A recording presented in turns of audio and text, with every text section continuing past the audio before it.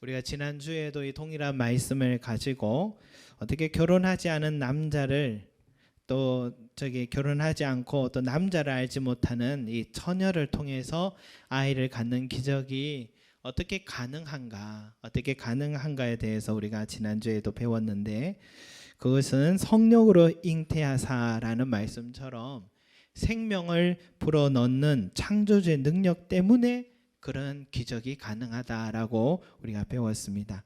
이런 우리가 기적이라고 하는 것은 자연 법칙의 과정을 건너뛴 것뿐이지, 본래 그 자연 법칙이라는 것조차도 사실은 창조주 하나님의 손길이 없으면은 그 과정들이 진행될 수 없는 것이다라고 우리가 지난주에 배웠죠.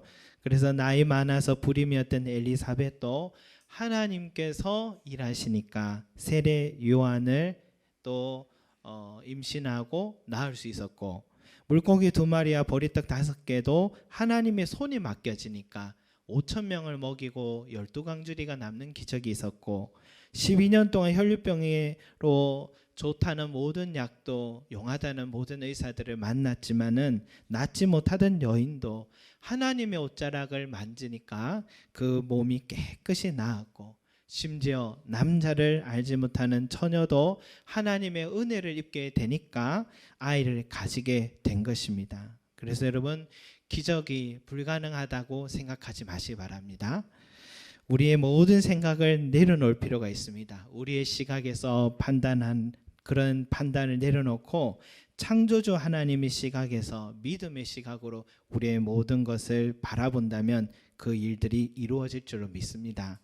그런데 여러분, 우리가 하나님이 우리의 기도를 들으실 때에 우리가 기도한다고 해서 무조건 다 기적이 일어나는 것은 아닌 것 같습니다.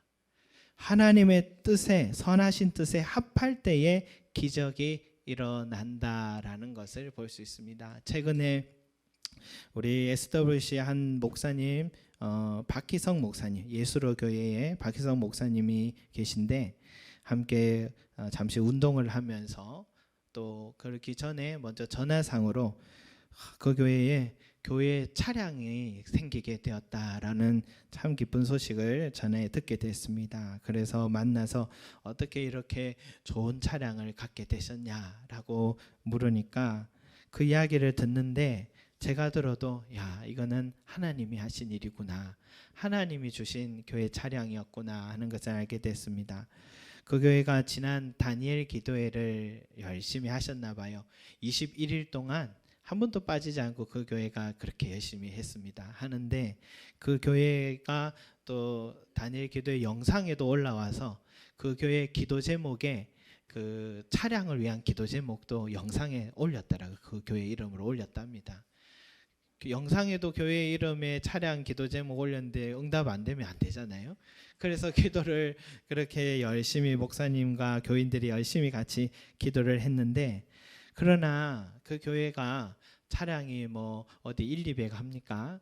그 차량을 구하기는 사실 지금은 어려운 상황입니다. 왜냐하면 교회를 건물을 구입을 한 상황이어서 대출도 했고 이자도 갚아야 되고 너무 빠듯한 상황이어서 차량 생각을 할 수가 없는데, 그러나 또한 주일학교 사역도 해야 되지, 또 교인들과 함께 또 행사를 하려면 차량이 필요한 상황이었습니다. 꼭 필요했습니다. 그렇지만 형편이 못 되지만 기도했습니다. 그런데요, 그 사모님이 어린이집을 이전 지역에서 운영을 하셨어요. 그러나 5월부터는 이제 내어놓고 이제 이사를 와야 되니까 내어놓았습니다. 그런데 또 내어놓게 과정은 어린이집이 자꾸 아이들이 줄어가는 거예요. 그래서 내어놓았습니다. 권리금 2,500 정도를 받을 생각을 하고 내려놓았는데, 이 기도회를 하는 과정 가운데 갑자기 아이들이 막 늘어나더래요. 반이 막 신설됐대요. 신설돼가지고 그리고 팔려버렸습니다. 팔렸는데 5월부터 내어놨던 그 건물이 안 팔렸지만 갑자기 그 기간에 팔려서 2,500을 예상했던 그 권리금이 3,500을 받게 된 거죠. 그래서 이 1,000만 원은 이것은 우리가 한 게 아니라 하나님이 주신 것이 분명하다 해서 사모님이 1,000만 원을 교회의 차량을 위해서 헌금을 하게 된 것입니다. 그래서 이제 1,000만 원 가지고 교회 중고 차량을 사야 되나 보다 생각을 하고 찾고 그러셨는데, 그런데 갑자기 노회에서 전화가 왔어요. 우리 노회에 광염교회라는 교회가 있는데 그 교회에서 25개 교회 중에서 한 교회만 선정해서 교회 차량 반액을 대주기로 했다. 기도하라 그랬는데, 그 위해서 같이 이제 또 기도하게 됐죠. 교인들의 얘기하니까 사람들이 25개 교회 중에 우리 교회가 선정될 리가 있겠나 해서 한 집사님이 그것이 선정되면 제가 나머지 금액은 제가 내겠습니다. 이렇게 쉽게 얘기를 한 거죠. 그런데 한 주간 지났습니다. 지났더니 노회에서 전화가 온 거예요. 예수로 교회가 선정이 됐다고. 그래가지고 순식간에 2,500만 원이 마련이 된 거죠. 그래서 하나님이 새 차를 사라는 뜻인가 보다 하는데, 그 쉽게 편하게 말씀하셨던 그 집사님도 놀라서 홀린 듯이 나머지 금액 500을 내셨답니다. 그래서 하얀 2020년 신형 스타렉스를 그것도 사륜으로 이렇게 준비해서 타고 오셨는 것을 보면서 이것은 사람이 한 일이 아니라 정말 20일이라는 그 짧은 기간 안에 그 기도의 시간 속에서 이루어 가신 걸 보면서 하나님이 하셨음을 인정하고, 누가 봐도 하나님이 하셨다는 것을 인정할 수밖에 없는 그런 일들을 보게 되었습니다. 여러분, 그것을 보면서요, 그 차량을 왜 그 교회에 주셨는가? 그것은 하나님의 일을 위해서 사용하라고 주신 것이다. 그것을 알 수 있습니다. 하나님의 나라를 위해서 사용하라고 하나님은 기적을 베풀어 주신 것입니다. 여러분, 성경에 보면요, 7 귀신 들린 여인 막달라 마리아가 주님을 만나고 귀신이 다 쫓겨나고 얼마나 내면에 많은 상처들이 있었겠어요. 얼마나 귀신 들린 삶으로 무너졌겠어요. 그런데 주님 만나고 완전 새 사람이 되고 어떻게 했습니까? 자기의 삶을 향해 찾아갔습니까? 아닙니다. 예수님과 제자들의 사역을 위해서 항상 수종드는 삶을 선택을 했습니다. 그리고 주님이 죽으신 가로 그 십자가에서 죽으시고 그때도 함께 있었고, 그리고 무덤에 들어가셨을 때도 항상 그 무덤을 가까이 찾아간 사람이 막달라 마리아거든요. 향유를 들고 바르려고 예수님 무덤 찾아갔을 때 제일 먼저 부활의 주님을 만난 여인도 막달라 마리아였습니다. 그녀는 자기에게 새 생명을 허락하신 것을 남들처럼 내 인생 한번 내 뜻대로 즐겁게 살아내고자 선택한 삶이 아니라 주님의 영광을 위해 바쳐드리기 위해 새 생명을 사용한 것입니다. 소경 받으면 어떻습니까? 여리고성에서 나가시는 그 예수님을 보자마자, 보지는 못했죠, 소경이니까. 지나가는 것을 느끼자마자 무조건 붙들고 내 눈이 낫기를 원한다고 애원했을 때에 예수님이 그의 마음속에 그 믿음을 보시고 내 믿음이 너를 낫게 하였느니라 선언하실 때 그가 눈을 뜨는 기적이 일어났습니다. 그때 눈을 떴다고 자기 집으로 돌아가서 그렇게 자기의 삶을 찾았습니까? 성경이 이렇게 기록됩니다. 그가 곧 보게 되어 예수를 길에서 따르니라. 그가 곧 보게 되어 예수를 길에서 따르니라. 지금 예수의 길은 어떤 길이냐면 여리고성에서 나와서 예루살렘으로 들어가는 길입니다. 예루살렘 가서 이제 십자가에 못 박히러 가시는 길이죠. 죽어가는 사람을 살리기 위한 십자가의 길인데, 바디메오가 예수를 길에서 따랐다라는 것은 주님의 사명을 감당하러 갔다라는 것을 표현하는 단어였습니다. 여러분, 주님께서 우리에게 기적을 베푸실 때는 다 이유가 있는 겁니다. 하나님의 영광을 위한 목적으로 살아라. 이것이 우리에게 주시는 기적의 이유인 것이죠. 엘리사벳이 나이 많은데 불임으로 판정됐는데 그녀에게 무슨 뜻으로 이런 기적을 베풀었겠습니까? 그의 뱃속에는 주의 길을 예비하라고 선포하고 준비하는 사명을 가진 세례 요한을 낳기 위함이었고, 또한 마리아에게 자연 법칙을 뛰어넘은 기적이 일어난 것은 그녀의 뱃속에서 태어날 아기가 하나님의 영광을 위하고 하나님 나라를 위한 존재이기 때문에 기적을 베풀어 주신 것입니다. 성도 여러분, 내 뜻이 아니라 주님의 뜻을 위해서 늘 기도하는 저와 여러분 되기 바랍니다. 내 계획과 바람들 내려놓고 먼저 주님이 원하시고 기뻐하시는 일이 뭘까? 그 일을 위해서 우리가 기도하신다면 그것이 먼저 그의 나라와 의를 구하는 것이고, 그렇게 되면 이 모든 것을 더하여 주시는 우리 하나님의 은혜를, 기적을 체험하게 될 줄로 믿습니다. 여러분, 오늘은요 이 말씀을 가지고 왜 성령으로 인해 동정녀 마리아 잉태하게 하셨는가에 대해서 좀 더 다른 시각으로 한번 보도록 하겠습니다. 여러분, 이슬람교가 구약의 하나님을 다 알고 있습니다. 또 예수님도 알고 있습니다. 그런데요, 그들이 인용하는 성경 구절이 있는데, 그들은 기독교를 비판할 때에, 이슬람도 우리 기독교를 비판합니다. 기독교를 비판할 때 성경 안에서 인용하는 성경 구절이 있습니다. 그것을 한번 PPT로 한번 보여주시면 감사하겠습니다. 네. 자, 한번 보도록 하겠습니다.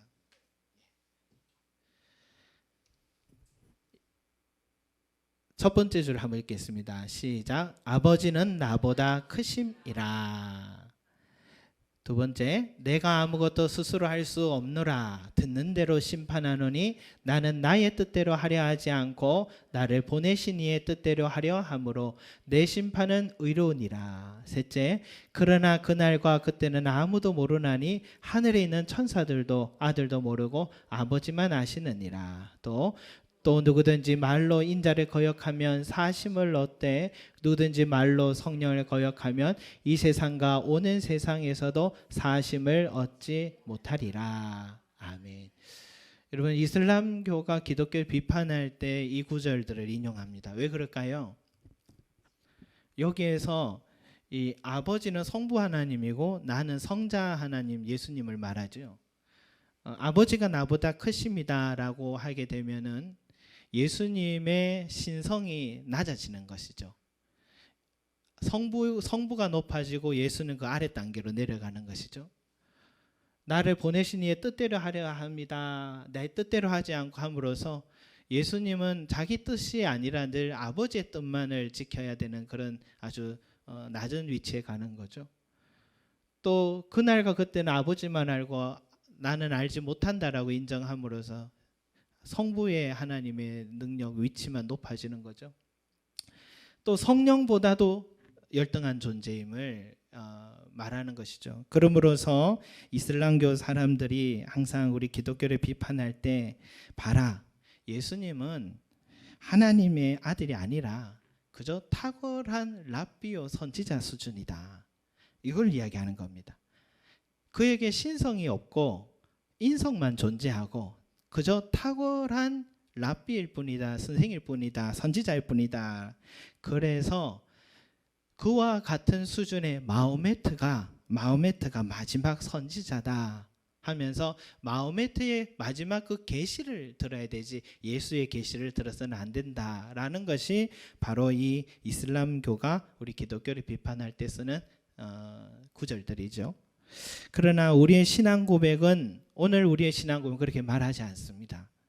이는 성령으로 잉태하사 동정녀 마리아에게서 나심을 나는 믿습니다 라고 분명히 말함으로써, 한 여인의 뱃속에서 자라나서 출산했으니까 예수님이 완전한 인간임을 우리도 인정합니다. 그러나 동시에 성령으로 잉태하셨기 때문에 우리는 예수님을 완전한 하나님이라는 사실 또한 동일하게 인정하는 것입니다.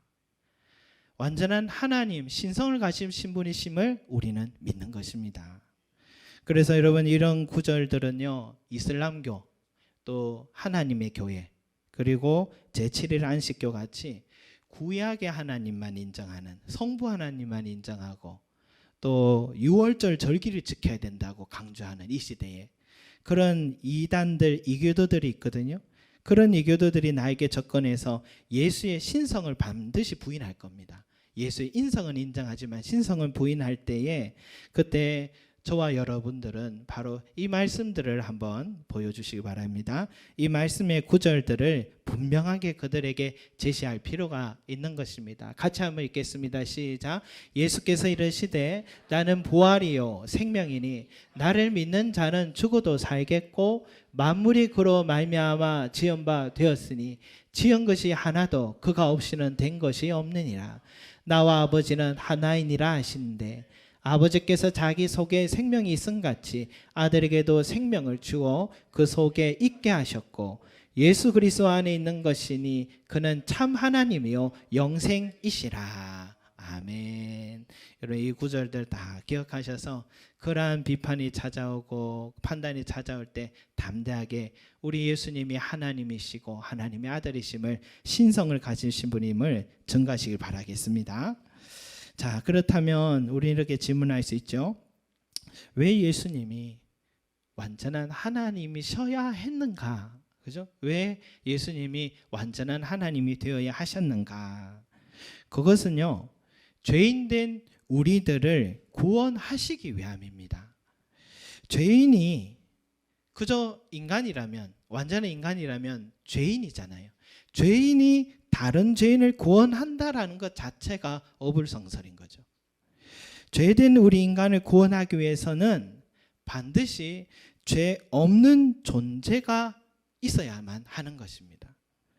하나님의 죄 없는 존재는 하나님의 아들만이 거룩한 죄 없는 존재인 것이죠. 그래서 우리 예수님이 하나님이셔야만 하는 것입니다. 또 하나는 죽은 자를 살리기 위해서는 초월적인 능력이 필요한 것입니다. 우리 인간들이 처한 영원한 죽음에서 영원한 생명으로 영생의 길로 인도하려면 인간의 힘을 초월한 신적인 능력이 필요한 것입니다. 예수님은 죽으셨지만 다시 부활하셨죠. 부활하신 것은 우리와 함께 죽으셨고 다시 살릴 수 있는 힘, 생명을 갖고 있음을 말하는 것입니다. 그래서 우리에게 영생을 주실 수 있는 것을 주님이 부활하심으로써 증명하신 것이고 그것이 바로 이 땅에 완전한 신성을 갖고 태어나신 것을 증명하시는 것입니다. 그렇다면 여러분 우리 이렇게 생각할 수 있죠. 완전한 인간이어야 할 또 필요가 있는가? 그저 완전한 신으로 이 땅에 오셔서 뜻하신 대로 너에게 영생을 주느라 선포하시기만 하면은 사랑하는 사람들 모두 다 천국 가게 할 수 있는 것인데 굳이 또 완전한 인간이 되셔야 했는가? 그런 절차가 필요할까 질문할 수 있습니다. 이런 완전한 또한 인간이 되셔야 했던 이유는 뭐냐? 그것은 모든 인간을 대표하는 대제사장이 되셔야 했기 때문인 것입니다. 구약 성경의 대제사장은 뭐 하는 사람입니까?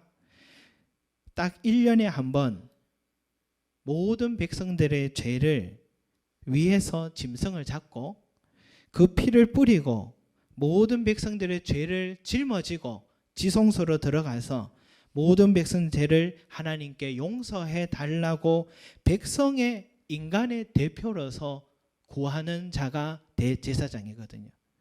마찬가지로 우리 예수님이 우리의 영원한 대제사장이 되신다는 것은 우리 인간의 대표가 되셔서 완전한 인간의 입장이 되셔서 우리 하나님께 나아가서 우리의 모든 죄를 용서를 구하는 바로 그런 목적이 있는 것입니다. 그러려면 완전한 인간이 되셔야 되는 것입니다. 인간이 느끼는 기쁨도 고독도 배고픔도 슬픔도 두려움도 아픔도 그리고 절망까지도 그걸 다 이해하시는 분이 되셔야지 우리 인간을 대표한다고 할 수 있겠죠. 그래야 우리 인간을 대표하는 대제사장이 된다 할 수 있겠죠. 여러분 아이언맨 영화를 보면 아이언맨처럼 바깥에 적들이 공격해서 그 갑옷이 다 핥혀지고 또 막 부서지고 망가지고 해도 주인공만 그 몸에서 빠져나와 버리면 어떻게 돼요? 아무 일이 없는 것입니다. 예수님이 만약 신성으로 오셨는데 인간의 몸을 그저 입기만 했고 모든 정신은 신성으로만 그대로 있다면 몸이 상처를 받고 십자가에 매달리고 또 십자가에 달려서 피 흘려도 아무 고통도 느끼지 않고 그저 신성만 빠져나와 버리면 되는 그런 것은 인간을 대표하는 대제사장이라 할 수가 없는 것이죠. 히브리서 기자가 우리에게 이렇게 말하죠. 우리에게 있는 대제사장은 우리의 연약함을 동정하지 못하실 이가 아니요 모든 일에 우리와 똑같이 시험을 받으신 이로되 죄는 없으시니라. 여러분 과부의 심정은 과부가 안다고 인간을 대표하여 희생한다면 인간이 되셔야 되는 것입니다. 그래야지 우리의 심정을 이해하실 수 있는 분이신 거죠. 여러분, 이 두 요건을 다 충족하기 위해서는 뭐예요? 이는 성령으로 잉태하사 완전한 신성을 유지하셨고 동정녀 마리아에게 나심으로 완전한 인성을 유지하신 것입니다. 조금 전에 히브리서 기자의 말씀처럼 우리가 똑같은 감정과 시험을 받는 인성을 가진 존재 예수님, 또 죄는 없으신 신성을 가지고 계신 예수님. 여러분, 이 예수님을 우리가 믿는데 걸리는 게 있어요.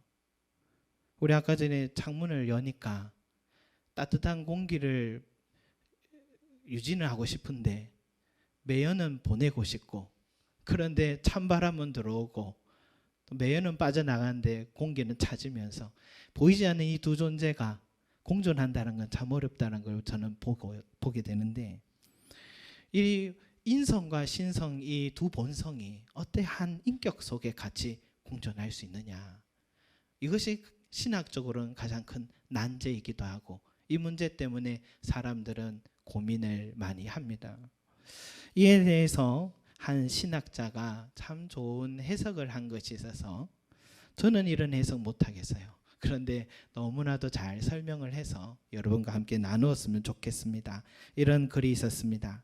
사람은 원래 혈액형이 다른 사람의 피가 몸에 일정량 이상 섞이면 죽습니다. 맞는 말이죠. 그런데 엄마와 태아는 혈액형이 다르더라도 문제가 없습니다. 가만히 생각해 보니 그렇습니다. 태아는 스스로 먹지도 못하고 숨을 쉬지도 못합니다. 하지만 태아는 탯줄을 통해 엄마로부터 영양분과 산소를 공급받기 때문에 엄마 뱃속에서 무럭무럭 자라납니다. 탯줄의 정맥은 태반에서 태아 쪽으로 영양분과 산소를 공급하고 탯줄의 동맥은 태아의 노폐물과 이산화탄소를 태반으로 운반하며 엄마의 혈액으로 내보내는 역할을 합니다. 엄마와 태아는 한 몸으로서 영양분과 노폐물을 주고받지만 동시에 경계가 있어서 엄마의 혈액형이 태아의 혈액형과 달라도 문제가 되지 않는 것입니다. 마찬가지로 마리아의 태 속에서 마리아의 살과 피로부터 영양분과 산소를 공급받으며 무럭무럭 자라나신 예수 그리스도는 성령의 능력으로 인해 마리아의 죄로부터 차단되었습니다. 보통 인체에서 엄마의 혈액형이 그대로 태아에게 공급되지 않고 영양분과 산소만 태반과 탯줄로 통해 걸러 공급되듯이 마리아의 태에서 잉태된 예수 그리스도는 성령의 사역으로 마리아의 죄로부터 차단된 상태에서 인간의 본질을 취하셨습니다. 이렇게 설명했습니다. 참 탁월한 설명 같아요. 여러분, 저는 이것을 보면서 오늘 이 대림절 첫 주입니다. 첫 주고 대림절이 성탄을 앞둔 이 한 달 동안 예수님이 이 땅에 오신 그 뜻을 묵상하는 절기를 우리는 이제 드리기 시작할 것입니다. 여러분, 이 절기 기간 동안 지금 세상도 주님이 오신 날을 참 화려하고 즐거운 마음으로 받아들이고 음악도 나오고 플랜카드도 걸면서 예수의 탄생을 축복하는 것 같습니다. 그러나 여러분, 이렇게 선물을 주고 받고 즐기면서 그렇게 하면서도 정말 주님께서 이 땅에 오신 그 이유, 그 참뜻을 이해하지 못한다면은 우리는 주님이 우리에게 주신 선물을 온전히 누리지 못하는 사람들이 될 것입니다. 이 사도신경의 고백을 드릴 때마다 여러분, 그리고 대림절 이 기간을 보내면서 왜 아기 예수님이 남편의 보호조차 없는 처녀의 그 몸을 통해 빈방 하나 없이 말구유에서 세상에 처음 만나야 되셨고 덮을 이불 하나 없어서 지푸라기에 그 몸을 보호받으셔야 했는지, 왜 아기 예수님이 그 비참함 속에서 태어난 그렇게 삶으로 출발하셨는지 여러분 이 시간을 통해서 한번 묵상하는 저와 여러분 되시길 바랍니다. 그것은 오늘 나의 연약함이, 오늘 내 삶에 갑자기 찾아온 이 막막함이 우리 완전한 인간이신 예수의 그리스도의 품에 달려가 안겨라는 주님의 뜻이 있는 것입니다. 왜냐하면 주님은 우리의 그 감정과 오늘 찬 이게 현실들이 어떤 상황인지 어떤 심정인지 누구보다도 잘 이해하실 수 있는 분이 우리 인간 예수님이시기 때문인 것입니다. 그리고 여러분 완전한 신성으로 말미암아서 주님의 품에 달려와 기대인 그 사람을 우리 주님만은 위로하실 뿐만이 아니라 우리 주님만은 저와 여러분의 삶에 찬 그 환경에서 건져 올릴 수 있는 능력과 기적을 갖고 계신 분이심을 여러분 꼭 믿으시 바랍니다. 그래서 이 대림절 기간 동안 또 이 사도신경을 고백할 때마다 우리 주님이 어떤 분이신지를 내 마음에 꼭 믿고 이제 주님과 동행하시고 어려운 일이 있을 때마다 내 마음 유일하게 이해하시는 내 분노와 내 슬픔 유일하게 이해하시는 우리 주님께 달려가시고 주님만이 나를 깨끗하게 주시고 인정해 주시고 또 살려주시는 위로해 주신 능력들을 여러분 꼭 체험하셔서 우리 주님 안에 거하시고 주와 동행하시고 여러분 사람 보지 마시고 때로는 사람 의지하면 항상 넘어지지만 우리 주님만 의지하면서 여러분 주와 동행하시는 저와 여러분이 되시기를 바라겠습니다. 그것이 저와 여러분에게 찾아오신 예수 그리스도의 뜻이며 주님의 뜻인 줄로 믿습니다. 기도드리겠습니다. 사랑과 은혜가 많으신 우리 아버지 하나님, 완전한 인간으로 오셔서 우리의 삶을 누구보다도 이해해 주시고 우리의 눈물을 누구보다도 알아주시고 헤아려 주시는 우리 주님이심을 감사드립니다. 그래서 오늘도 나의 연약함을 볼 때마다 내 삶의 비참함을 볼 때마다 우리 주님은 나보다 더한 경험도 하셨는데 더 비참하게 태어나셨고 비참하게 돌아가셨는데 우리 주님만이 내 삶을 이해하신다 하며 달려가고 그 품에 안길 줄 아는 우리 복된 인생들이 되게 하여 주시옵소서. 또한 우리 주님은 완전한 하나님으로 오셔서 누구보다도 이 땅에 나를 동정하고 연민은 할 수 있으나 도와줄 수 없지만 그러나 우리 주님의 품에 달려가기만 하면 우리 주님은 우리 손 잡아주시고 건져 올려주시고 기적을 베풀어 주시고 높이 들어 올려주시는 하나님의 놀라운 능력을 우리가 맛보는 자들 되게 하여 주셔서 주여 이 신앙 고백을 드릴 때마다 우리 완전한 하나님이 완전한 인간으로 오신 우리 주님을 찬양하고 감사하고 이 귀한 선물은 내 마음에 받고 이 귀한 선물을 누릴 줄 아는 우리 복된 인생들이 되게 하여 주시고 오늘부터 시작된 이 대림절 기간 동안 주님 오심을 날마다 묵상하며 날마다 감사하고 찬송하며 영원히 주님 앞에 서는 그날까지 주와 동행하는 우리들이 될 수 있게 축복해 주시옵소서. 감사드리고 예수 그리스도 이름으로 기도드립니다. 아멘.